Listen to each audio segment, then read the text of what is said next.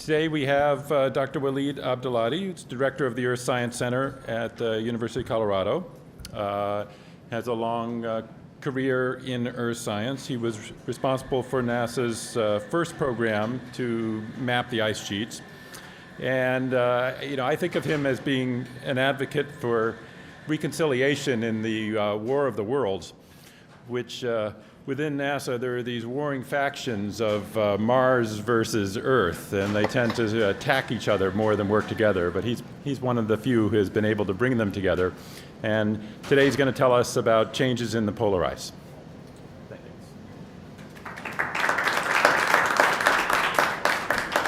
Well, thank you. I appreciate the opportunity to be here. And as Peter said, I spent my share of time at NASA, both as a bureaucrat trying to manage a program and as a scientist doing research, as a manager, and I kind of saw the spectrum. And I think I'd like to say I've seen the good, the bad, and the ugly at NASA. And what I want to focus on today is some of the, not just good, but some of the great. And, working for NASA, I used to always, you guys can appreciate what NASA's done in earth science, but I always had to explain to people, I've never been to the moon, I've never been to Mars, I do Earth, and they're like, Earth? NASA does Earth? And NASA has a huge role in understanding the Earth system, and it really comes down to this view, this perspective of the Earth system has been hugely informative. And what I'm going to talk about today is one aspect of the Earth system, kind of tell you a little story about the Earth's ice-covered regions, how they're changing, what that means for life on Earth, and the role that the satellites and NASA assets have played in that. So it isn't just about the astronauts or the Hubble Space Telescope, but I think some of the most important work NASA has done has been focused right here at home on the Earth system. So I'm going to talk about the polar regions, and I love the polar regions for a lot of reasons, but if I were to try and characterize them in a few words, one certainly would be pristine. They're really pure and untouched. This is an area in the Antarctic Peninsula, and when you go to a place that really nobody's ever been before, certainly very few people, and you see the few parts of the Earth that are untouched by human influence, so to speak. I'll get to that in a little bit. It's really quite remarkable. And they're rugged, they're raw, they're nature in its most basic, primitive, rugged form. This is an area from the Canadian Arctic fjord flowing out to the sea from the Barnes ice cap on Baffin Island in Canada. They're huge. You get yourself in the middle of an ice sheet or in the middle of the sea ice, and thousands of miles in any direction is the nearest land. It's absolutely incredible, and you can't really appreciate it till you fly in and it's all white, and you stand there and everywhere you look it's white. This is camp.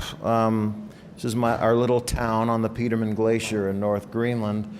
And I guess all the way to the left is the work tent. The next one is the kitchen tent, the community tent where we ate, and then the sleep tents. And the guy all the way to the right, you may tell from the situation of the tents, he snored. He snored kind of loudly. If you look at this picture a week later, he was out of the picture. Something you can appreciate in this environment, the commute was better than any job I've ever had before as well. Even with traffic, wasn't bad at all. They're humbling. You can't go to a place like this and not be humbled by what you see, by what you experience. It's really, it's quite remarkable. They're beautiful. The way the light plays off of the ice and the fact that you're at high latitudes, the sun is low, the red colors getting through more than the blue colors, but then the ice preferentially reflecting the blue. It's scenery really unlike anything I've ever seen anywhere else, and I imagine most of you as well. And they're changing. This is an area called the Jakobshavn ice stream. This is the calving front of the Jakobshavn ice stream, and So this is the calving front. The ice stream is up in this vicinity. The floating ice is in this vicinity. Big fjords and big icebergs. And just to give you a sense of the scale What you're looking at in the calving front is about the size of a football field. The height of this calving face is about 100 meters. And literally, this is just the tip of the iceberg. We have about close to 9 times as much ice below the surface as well. So really enormous. This is the calving front up close, the same area but a different perspective. You can see where the ice is starting to crack, where the icebergs are about to fall into sea. And these areas are changing, and they're changing profoundly in ways that really matter to people all over the world. And when I say that, a lot of times people think, well, how is what's happening so far away from me in an area that I'll probably never see supposed to be important to me? I just can't get my head around it. Well, it turns out to matter for a lot of reasons. And what you're looking at, this is just the Arctic Ocean, and you're looking at Arctic sea ice. Here in the middle, the Greenland ice sheet, which contains the equivalent of about 23 feet of sea level rise if it were all to disappear.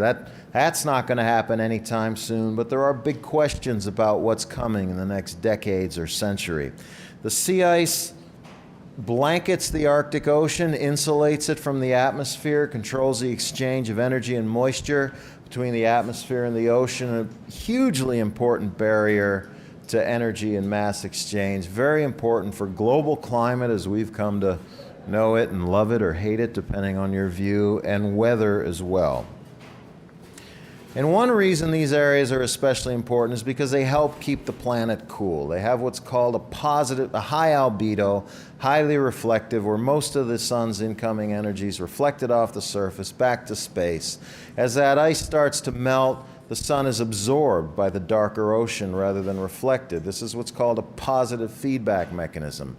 The melting snow and ice exposes a darker surface beneath that absorbs more energy, that takes in more heat or makes the area warmer, causes more ice to melt, and so on. It's a self-compounding effect. And as a result, when it starts to melt, it wants to keep melting. Now, fortunately, every winter, nature comes along and presses a reset button and blankets the Arctic with ice and snow cover again, but it's not quite the same, and I'll get to that in a little bit.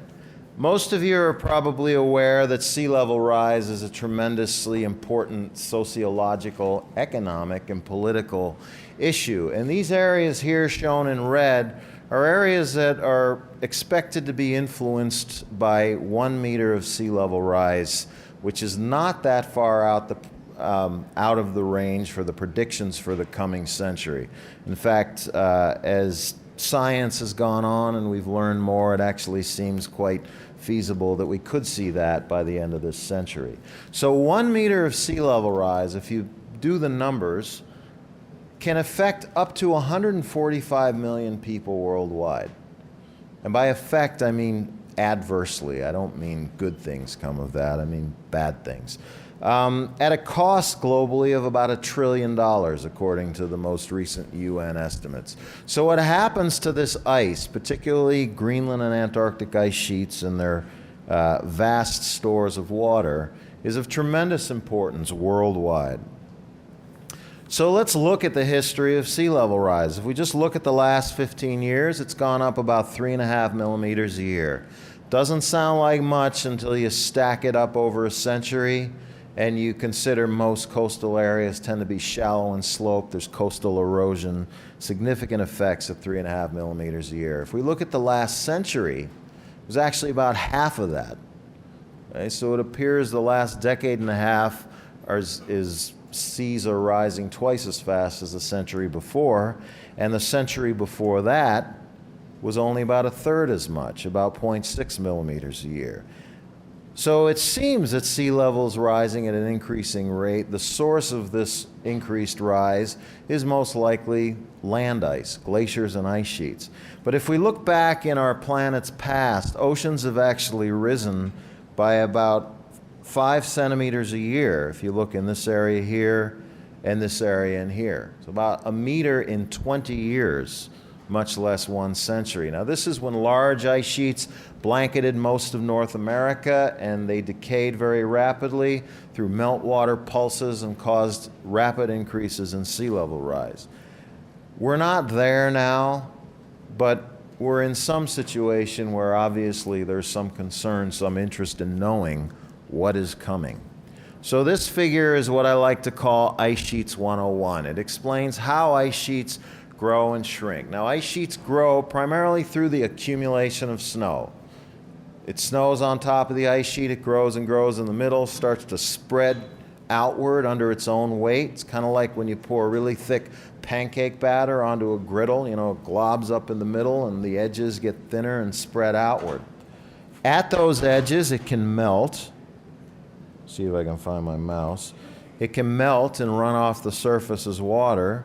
It can flow into the sea where it floats and can melt from underneath from the warm seawater. It can break off as icebergs. So it grows in the middle, spreads under its own weight, melts at the edges, calves at the edges. Icebergs break off, what we call iceberg calving.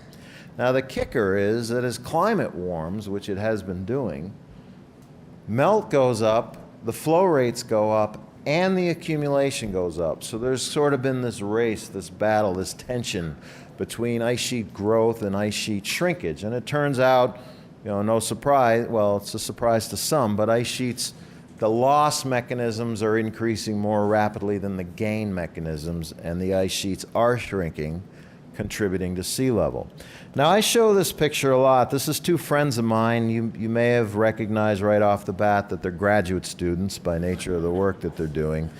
And I show this to people and I say, this is why NASA does this kind of thing. This is why we need satellites and aircraft. This explains the difficulties of making these kinds of measurements. And they look at that and they say, yeah, I get that. It looks cold. It looks hard to get to. It looks dangerous. The clothes are ugly, some people say. And that's all true, but that's not what I see when I look at it. I see issues of scale of measurement, perspective, context.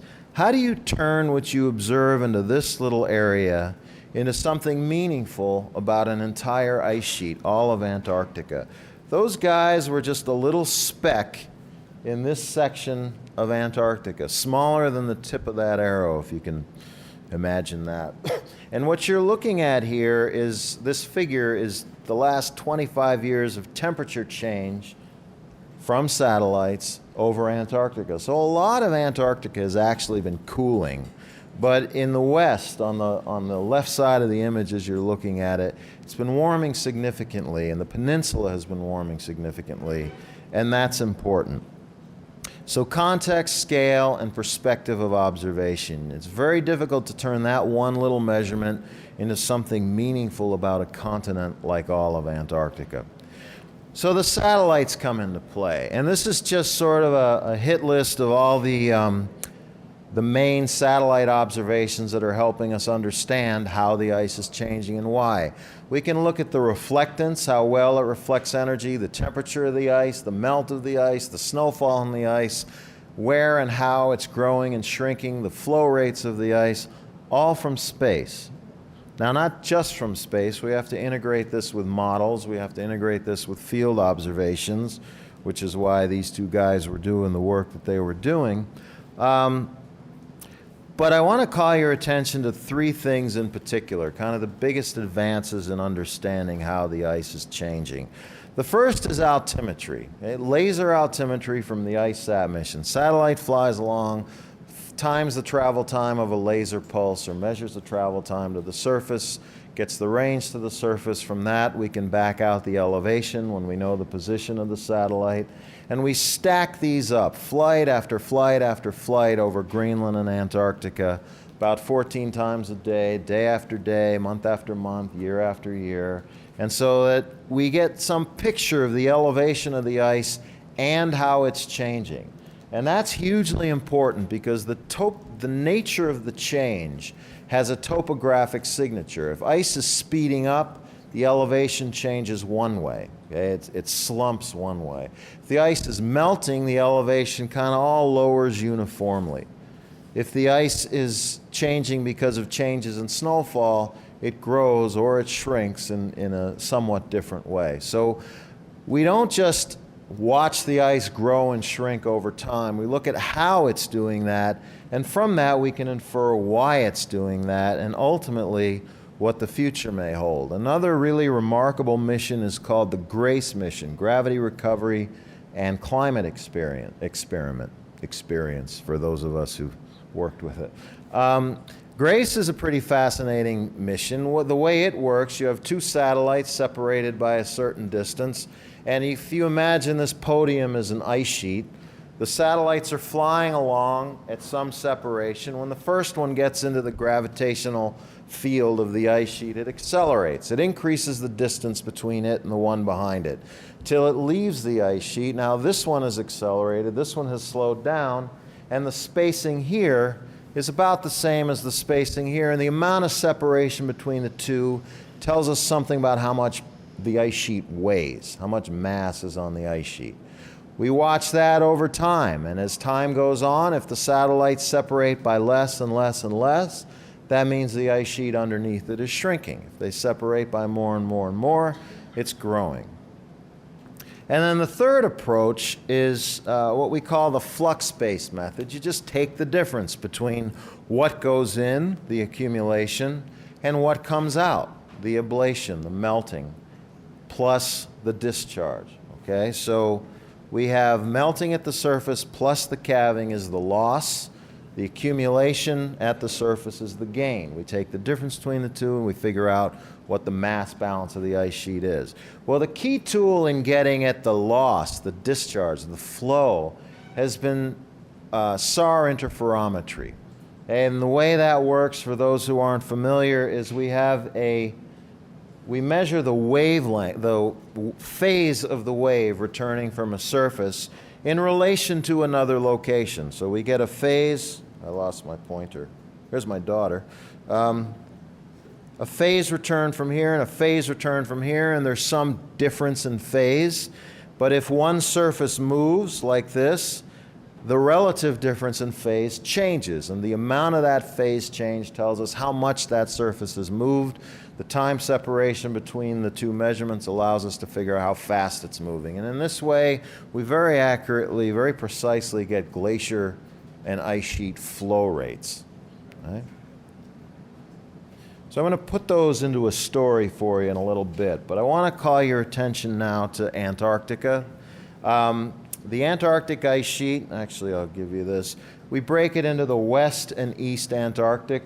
The West, if you look at this figure over here, the blue shows us areas where the bed, the bottom of the ice, rests below sea level on a soft bed till. It's very deformable.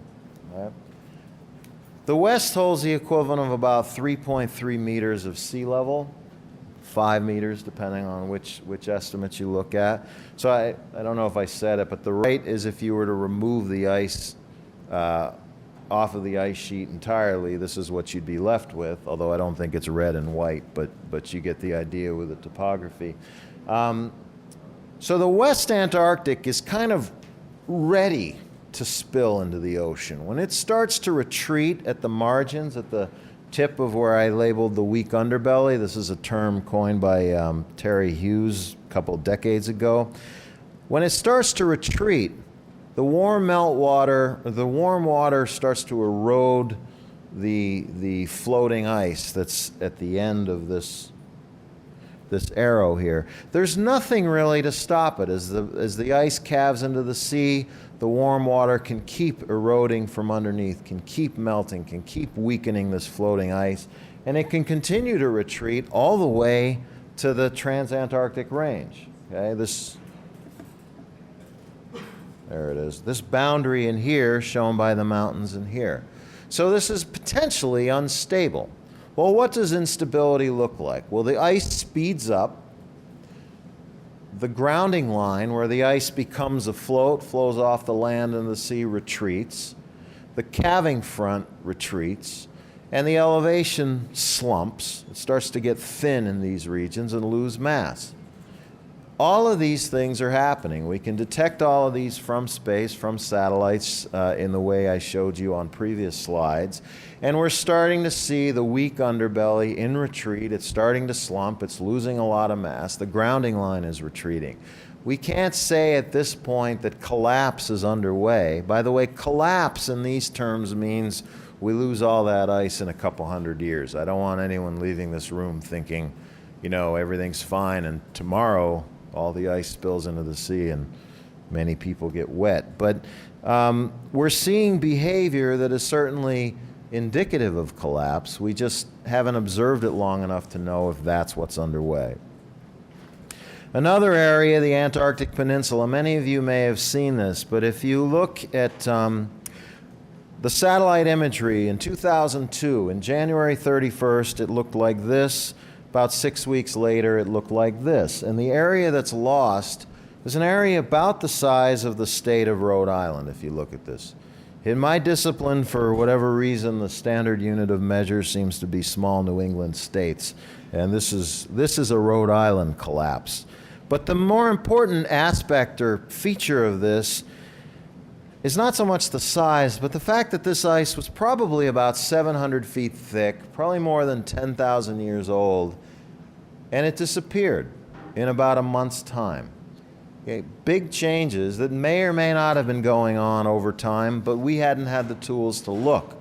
Once we started looking, the things we were seeing really changed the way we thought about ice and how it's behaving. And if you look at this glacier in particular, the Crane Glacier, what happened in response to the loss of that ice? This was floating ice, so when it breaks up and flows out to the sea, its impact on sea level is negligible. But the glaciers that were flowing into that ice, all of a sudden the barrier to flow was removed. And this particular great glacier, the Crane, sped up eightfold. It octupled its speed as that barrier was removed, flushing ice into the sea. Now, the amount of ice contained in the Crane Glacier is not like all of Antarctica or all of Greenland, but the mechanism, the process, really changed the way we viewed the interaction between the ice and the ocean and the time scales on which change could occur. Another interesting thing we've learned from the satellites is that there's a very comprehensive, complex subglacial network of water, of lakes, of rivers, a hydrologic network beneath about 2 kilometers of ice. We knew there was water down there, we knew it moved, but we didn't really have any idea how much. And when we brought in the elevation tools, this was first discovered with radar altimetry on some European missions, but when we brought in the tools to look at the elevation, we could see the behavior of the ice. And if you just look at this area here in the circle, and what I'm going to show you is some figures. There are 4 triangles contained within that circle, and I'm going to show you a sequence going from left to right. This is the elevation. The scale on your left is a few meters change in height. So there was a big slumping of a few meters in over the leftmost lake. The next one to it went up a little. The one next to that went up a lot, and the one next to that went up about the same. So what we have is the movement of water from one glacier, from one subglacial melt lake to another that has an expression in its topography. So if you look, that first lake would be represented by this. We watched it go down. The other lakes, here, and this lake as well, we watched go up as the water was moving around beneath 2 kilometers of ice. All of this obtained or understood from the satellite imagery. And we've been able to, this is work from Ben Smith, Ted Scambus, and Helen Fricker, colleagues of mine at various universities, to figure out how much meltwater is in many of these lakes and where the active ones are based on how the ice is going up and down and up and down. So this is a remote view through 1.5 miles of ice just based on what's happening at the surface, a surface expression of the change in character. So I'm going to put all this into a little bit of a story. I should pause it for a minute. Remember the Jakobshavn ice stream, what I showed you in the beginning, that calving front I told you was about 100 meters high. Well, we're going to zoom into that. It is located right here. And all of the satellite imagery now we're going to put together into a story about how the ice is changing. So, whoops, maybe we will.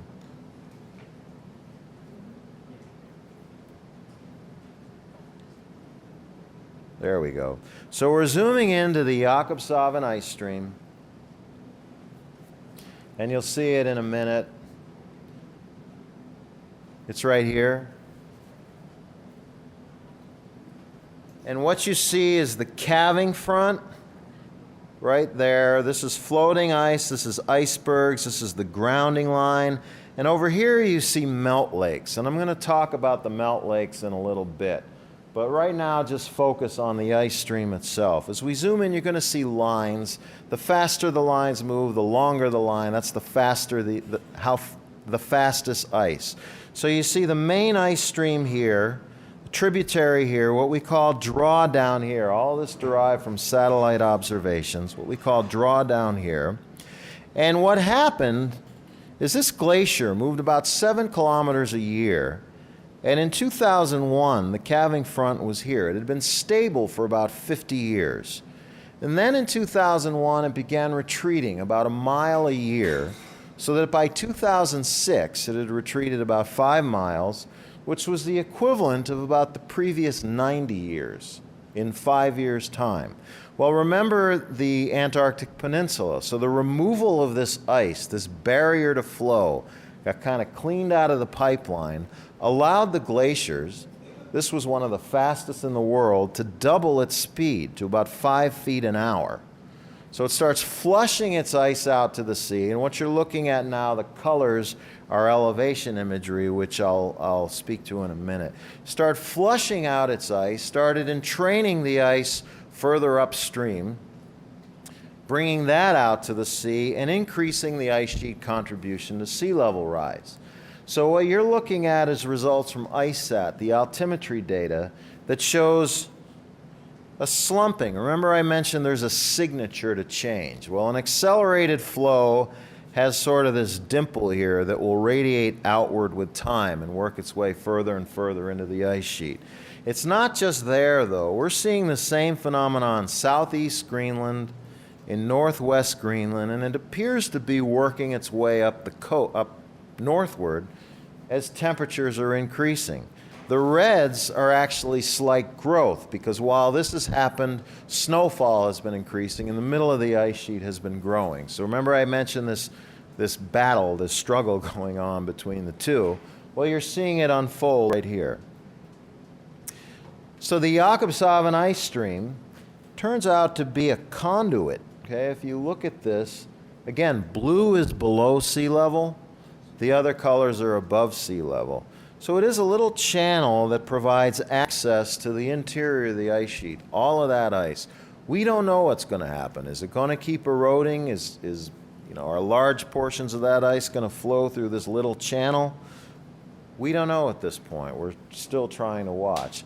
Is this an area of instability? The Humboldt Glacier and the Petermann Glacier in the north. Again, anywhere where you can draw a line, your eye can draw a line from the blue in the middle out to the edge of the ice, is an area of potentially significant loss. We have a way from space of looking at how much the ice is melting as well. And this was something I did years ago back in graduate school, and other people have done it as well. But there's a signature to melt. The energy emission gets very efficient in microwave wavelengths as snow starts to melt. And this is a time series, the graph on the left, of melt over the last 30 years, since 1979. And the ice sheet has melted at a rate of about 1% per year in that time. Well, what happens to all of that meltwater? Remember the melt lakes, those blue lakes I showed you? What this is meltwater accumulating in undulations on the ice sheet surface. So there's topographic variability, there's basins on the surface, there are hundreds of these on the ice sheet. They could be kilometers wide, they could be meters, tens of meters in some cases deep, and they can drain very, very rapidly. This is a photograph from Greenpeace, actually, of a melt lake on the surface, crevasses underneath.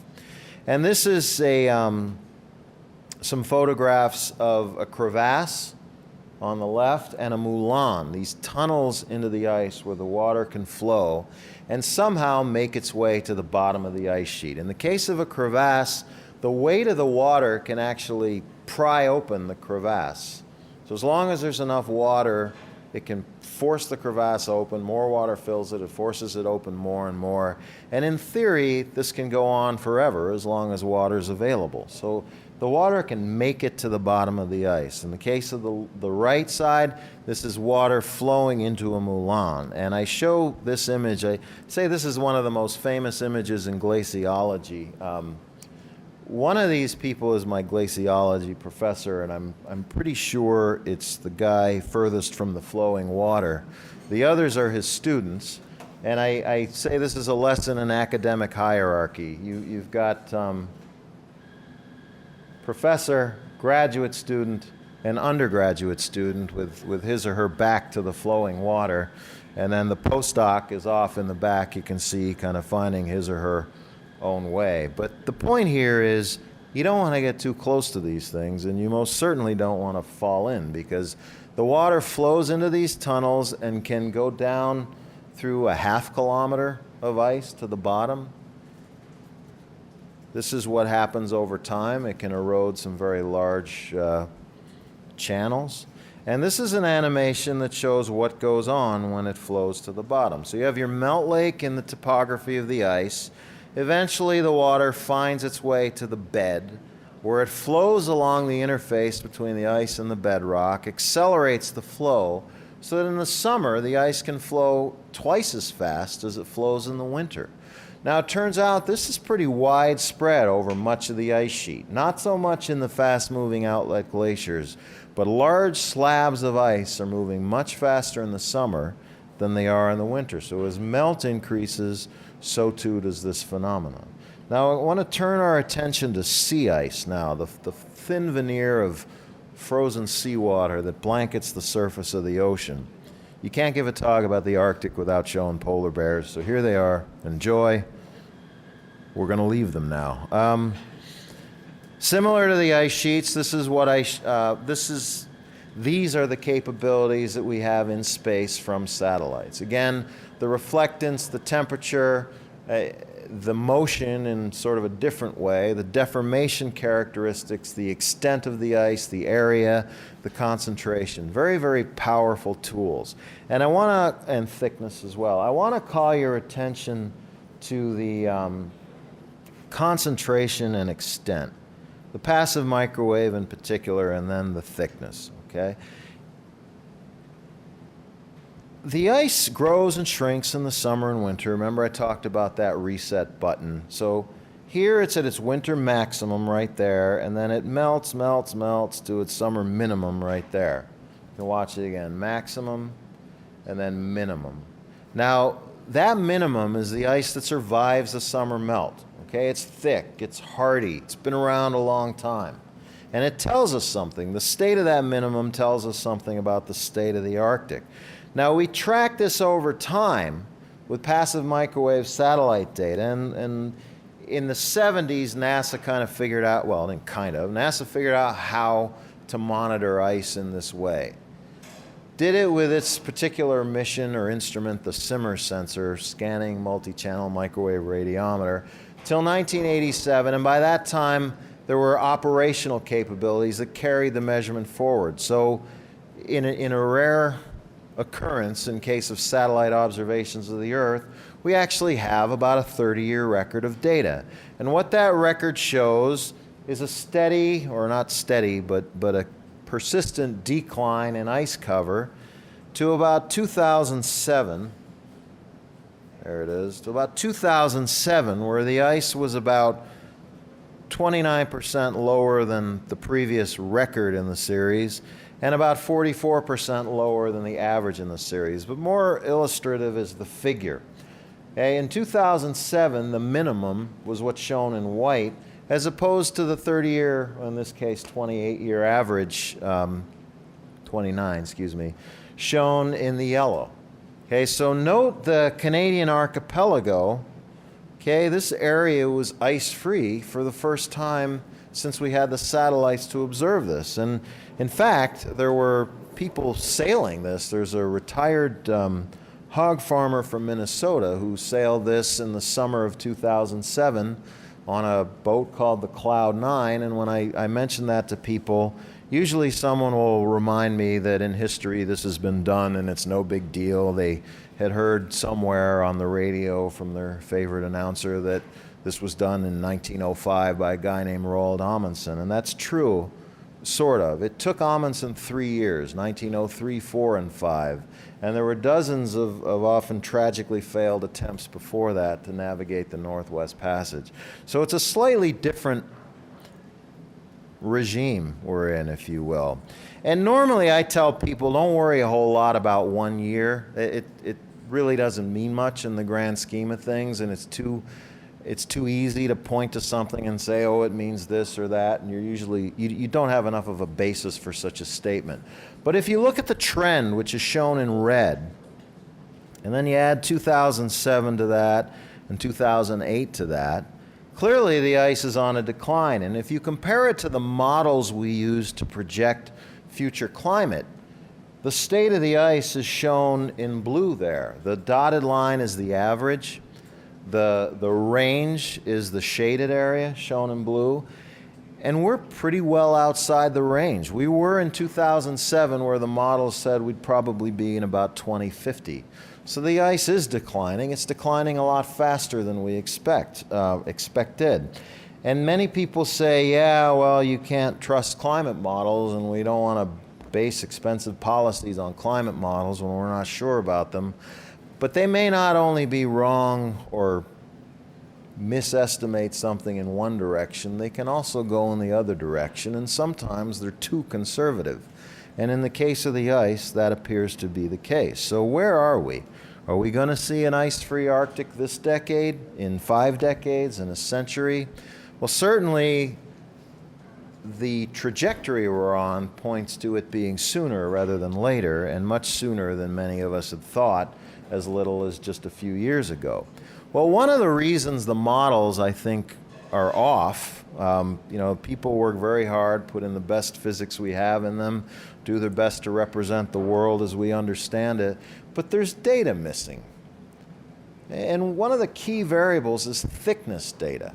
And this is where ICESat comes into play. By firing down a laser pulse, let's see if I can get it to, a laser pulse on the surface of the ice, and over time it will hit leads, openings in the ice where the ice is separated. We can estimate the freeboard, the height of the top of the ice above the water line of the sea in which it rests.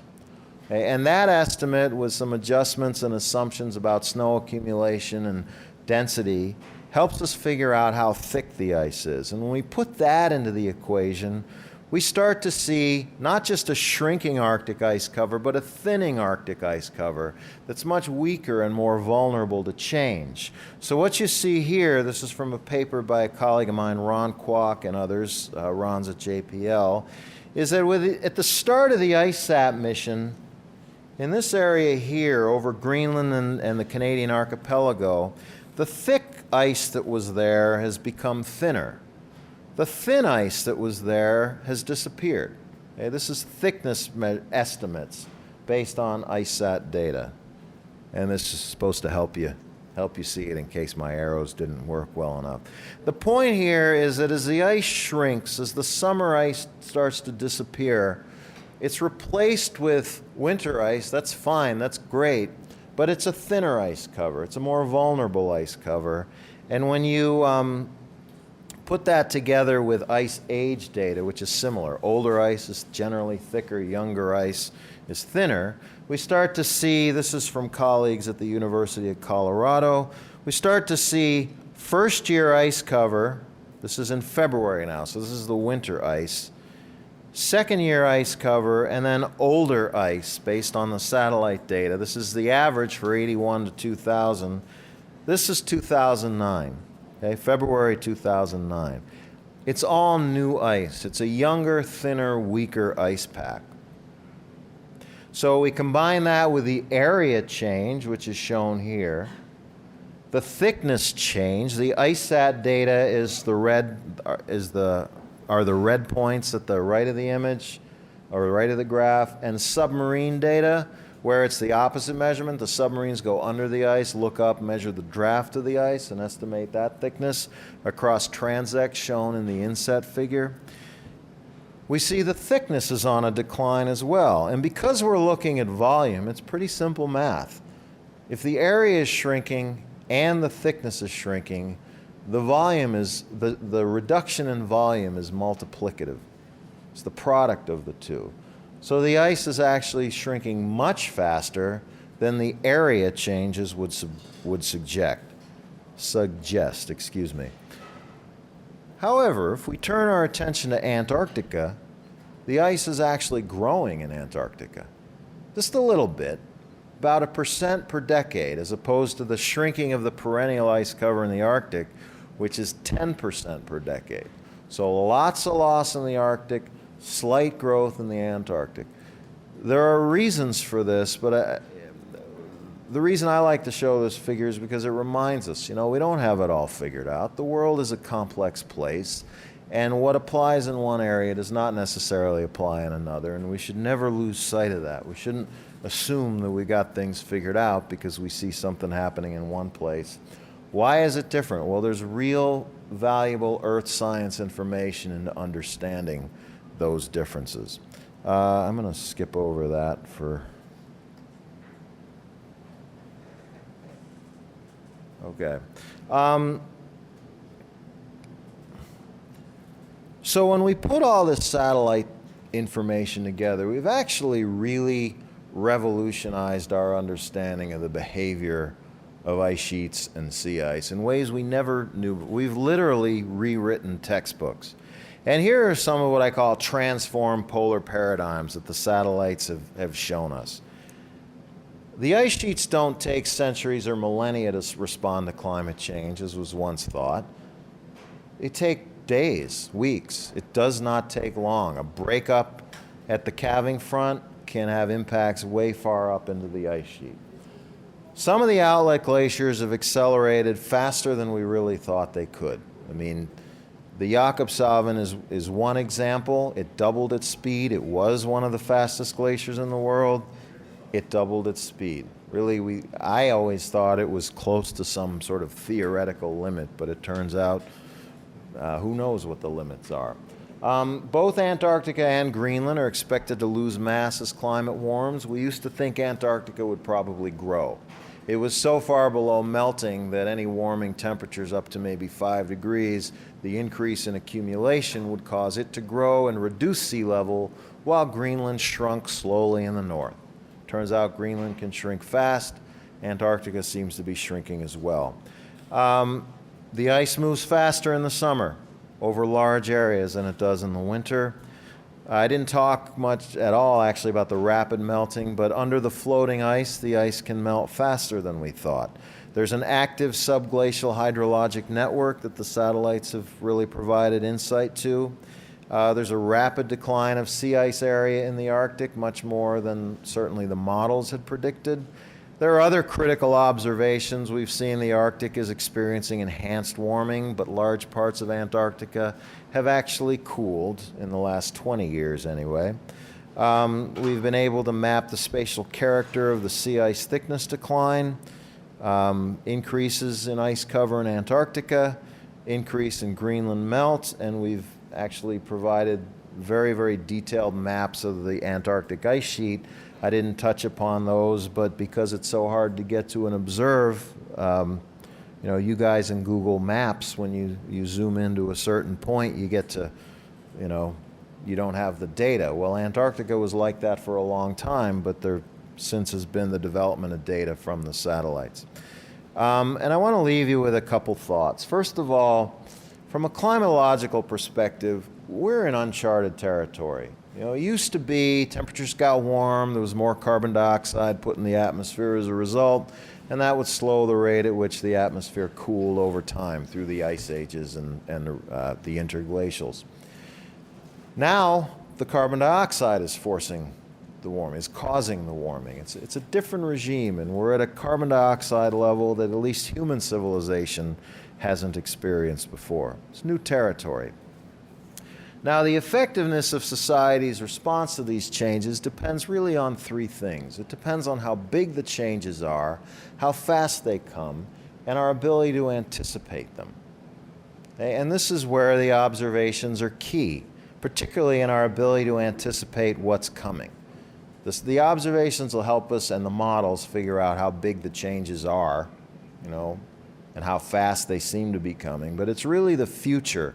It takes models and observations to figure out what's in store. And I would argue that the very success of society, of civilization, depends on that. I won't talk about saving the planet or anything like that. I'm simply talking about our success as a society. Call that what you want. Survival, capitalizing on the change, doesn't matter. It depends on this. And there are various responses to that challenge. This is one of them. This is the glaciological equivalent of putting your head in the sand. Or you can insert your own political joke here. I leave that as an exercise to the audience. Or you can observe. Hey, this is a representation of the satellites, the science satellites that NASA now has in orbit. Things that are pulling back the curtains on changes in climate and changes in our environment, helping us understand how the world works. These are the satellites, this is my little soapbox, that are past their design life. These are the satellites that are living on borrowed time. So it's really only a matter of time before we're left with this. Now, there are new satellites coming in, but about half as many over the coming decade and a half, who knows, and not all with quite the same capability of what's currently in orbit. So I want to leave you with a final quote and kind of my view of things. This is from Socrates, way before his time, way before satellites. Man must rise above the earth to the top of the atmosphere and beyond, for only thus will he fully understand the world in which he lives. And I want to leave you with a thought. I think of the earth as kind of a mosaic of stories. A lot of little stories telling one hugely important story. It's the story of the ice, the story of the weather, the story of hurricanes, the story of biology, the story of vegetation. There's hundreds and hundreds of these. But collectively, they tell the story of the earth. And there's a lot of us looking at the earth in this way, trying to understand that story and trying to share that story. So I appreciate your letting me share that story with you. I appreciate your time. And with that, I'm happy to take any questions. Thank you.